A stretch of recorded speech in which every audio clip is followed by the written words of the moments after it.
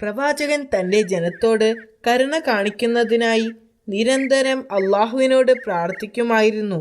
മറ്റുള്ളവരോട് കരുണ കാണിക്കാനും അള്ളാഹുവിൽ വിശ്വസിക്കുവാനും അദ്ദേഹം തന്റെ ജനങ്ങളോട് പറയുമായിരുന്നു. ഒരിക്കൽ അദ്ദേഹത്തിന്റെ കൂടെയുള്ള ഒരാൾ പ്രവാചകന്റെ അത്ഭുതത്തെക്കുറിച്ച് പറഞ്ഞു. പ്രവാചകൻ മരണത്തിൽ നിന്ന് 4 പേരെ ജീവിതത്തിലേക്ക് കൊണ്ടുവന്നിട്ടുണ്ട്. ഇത് കേട്ട് ജൂതന്മാരിൽ ഒരാൾ ഈ അടുത്തു മരിച്ച ഒരാളുടെ ചേതനയേറ്റ ശരീരത്തെ പുനർജീവിപ്പിക്കാൻ പറഞ്ഞു. സാം എന്നയാളെ ജീവിതത്തിലേക്ക് കൊണ്ടുവരാൻ ആവശ്യപ്പെട്ടു. ആളുകൾ പ്രവാചകനോടൊപ്പം അയാളുടെ കല്ലറയുടെ അടുത്തേക്ക് പോയി. അവിടെ നിന്നും അയാളെ ജീവിതത്തിലേക്ക് തിരിച്ചു കൊണ്ടുവരാൻ വേണ്ടി അള്ളാഹുവിനോട് അദ്ദേഹം പ്രാർത്ഥിച്ചു. എന്തൊരു അത്ഭുതം! അയാൾ ആ കല്ലറയിൽ നിന്നും ജീവനോടെ എഴുന്നേറ്റ് വന്നു.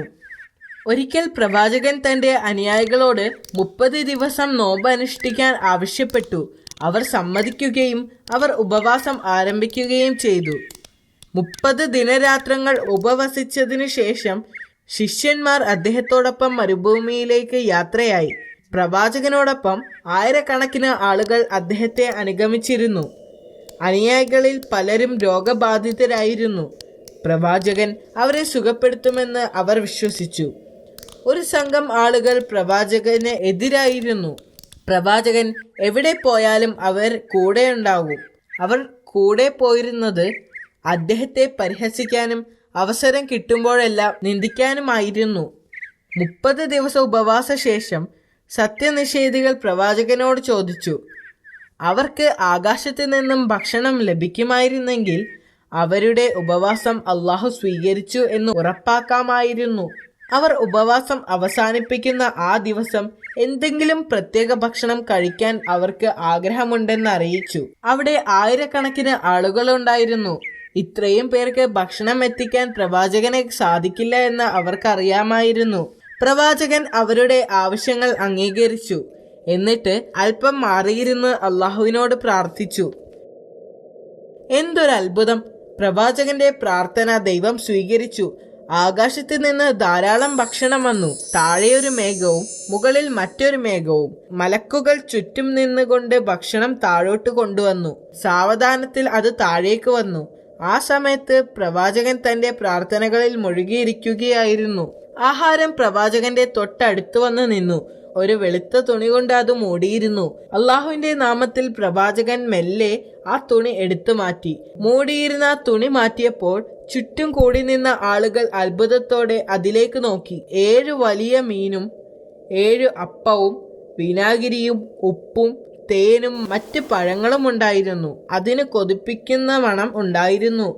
അവർ ഇതിനു മുൻപ് ഇതുപോലെ ഒരു മണം അനുഭവിച്ചിട്ടില്ലായിരുന്നു. അപ്പോൾ ഈസാ നബി അവിശ്വാസികളോട് അതിൽ നിന്ന് കഴിക്കാൻ പറഞ്ഞു. താങ്കൾ അതിൽ നിന്ന് എടുത്ത് കഴിക്കുന്നത് കണ്ടതിന് ശേഷം മാത്രമേ ഞങ്ങൾ കഴിക്കുകയുള്ളൂ എന്ന് അവർ പ്രവാചകനോട് പറഞ്ഞു. ഇത് ആവശ്യപ്പെട്ടത് നിങ്ങളാണ്, അതുകൊണ്ട് ആദ്യം നിങ്ങളിത് കഴിക്കണം, പ്രവാചകൻ അവരോട് ആവശ്യപ്പെട്ടു. പക്ഷേ സത്യനിഷേധികൾ അത് നിരസിച്ചു. അപ്പോൾ പ്രവാചകൻ ദരിദ്രരും രോഗികളും അന്ധരും അംഗവൈകല്യമുള്ളവരുമായ ആളുകളോട് അതിൽ നിന്ന് കഴിക്കാൻ ആവശ്യപ്പെട്ടു. അവർ 1000-ഓളം ആളുകൾ ഉണ്ടായിരുന്നു.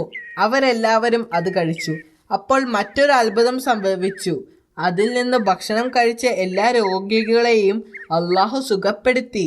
വികലാംഗരെയും അന്ധന്മാരെയും മറ്റുള്ളവരെയും സംബന്ധിച്ചിടത്തോളം അതൊരു അത്ഭുതം തന്നെയായിരുന്നു. സത്യനിഷേധികളെ ആദ്യം ക്ഷണിച്ചിട്ടും അവർ അത് കഴിക്കാൻ വിസമ്മതിച്ചതിൽ അവർ ഇപ്പോൾ ദുഃഖിക്കുന്നുണ്ടായിരുന്നു.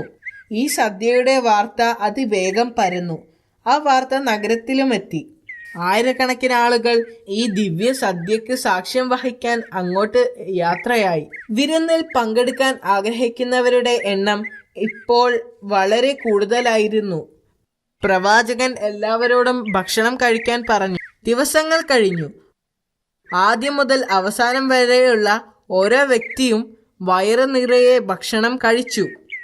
ഓരോ ദിവസവും 7000-ഓളം ആളുകൾ ഭക്ഷിച്ചതായി പറയപ്പെടുന്നു. 40 ദിവസത്തിനു ശേഷം ദരിദ്രർക്ക് മാത്രം ഭക്ഷണം നൽകിയാൽ മതിയെന്നും ധനികർക്ക് നൽകേണ്ടതില്ല എന്നും അള്ളാഹു പ്രവാചകനോട് ആവശ്യപ്പെട്ടു.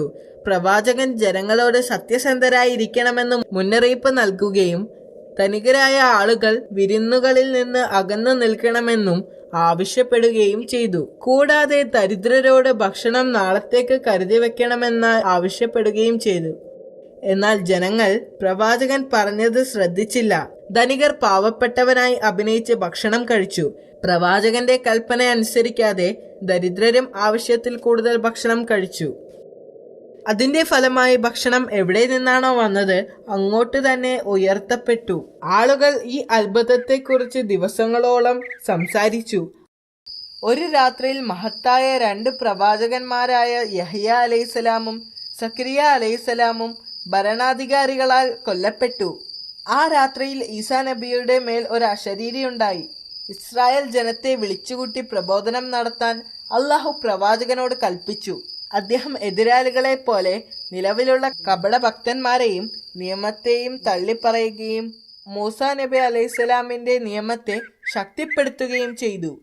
പ്രവാചകൻ തന്റെ ജനത്തെ ശ്രേഷ്ഠമായ വാക്കുകളിലൂടെയും പ്രവർത്തനങ്ങളിലൂടെയും ലളിത ജീവിതം നയിക്കാൻ ആവശ്യപ്പെട്ടു. അദ്ദേഹത്തിന്റെ ഉപദേശങ്ങൾ പുരോഹിതന്മാരെ ശല്യപ്പെടുത്തിയിരുന്നു. പ്രവാചകന്റെ ഓരോ വാക്കും അവരുടെ ഇപ്പോഴത്തെ അവസ്ഥയ്ക്ക് ഭീഷണിയായിരുന്നു. ജനങ്ങളുടെ മുന്നിൽ അദ്ദേഹത്തെ തരം താഴ്ത്താനും അദ്ദേഹത്തിന്റെ വാക്കുകൾ മൂസാ നബിയുടെ നിയമത്തിന് എതിരാണെന്ന് ജനങ്ങളെ തെറ്റിദ്ധരിപ്പിക്കാനും അവർ തീരുമാനിച്ചു. അതിനുവേണ്ടി വ്യഭിചാരാരോപണം നടത്തിയ ഒരു സ്ത്രീയെ അറസ്റ്റ് ചെയ്തു. അപ്പോൾ അവർ ഈസാ നബി അലൈഹിസ്സലാമിനെ വിളിച്ച് അദ്ദേഹത്തിന്റെ അഭിപ്രായം ചോദിച്ചു. അവർ ഈസാ നബി അലൈഹിസ്സലാമിന്റെ മുൻപിൽ ആ സ്ത്രീയെ കൊണ്ടുവന്നു. വ്യഭിചാരിയെ കല്ലെറിയാൻ നിയമം നിർദ്ദേശിക്കുന്നില്ലേ എന്ന് ചോദിച്ചു. അതെ, പ്രവാചകൻ പറഞ്ഞു. എങ്കിൽ ഈ സ്ത്രീ ഒരു വ്യഭിചാരിയാണ്, ഒരു പുരോഹിതൻ പറഞ്ഞു. അദ്ദേഹം പുരോഹിതന്മാരെയും ജനത്തെയും നോക്കി. അന്നത്തിനു വേണ്ടി തെറ്റ് ചെയ്ത ഈ സ്ത്രീയേക്കാൾ പാപികളാണവരെന്ന് പ്രവാചകൻ അറിയാമായിരുന്നു. ആ ദിവസം വ്യഭിചാര കുറ്റത്തിന് അദ്ദേഹം ഒരു പുതിയ നിയമം കൊണ്ടുവന്നു. അദ്ദേഹം ജനങ്ങളുടെ നേരെ പുഞ്ചിരിയോടെ നോക്കി ഉച്ചത്തിൽ പറഞ്ഞു, നിങ്ങളിൽ പാപം ചെയ്യാത്തവർ അവളെ കല്ലെറിയട്ടെ. എന്നാൽ ചുറ്റും നിന്ന ആളുകൾ ഒന്നും മിണ്ടുന്നില്ല. ആരും അവളെ കല്ലെറിയാൻ ധൈര്യപ്പെട്ടില്ല.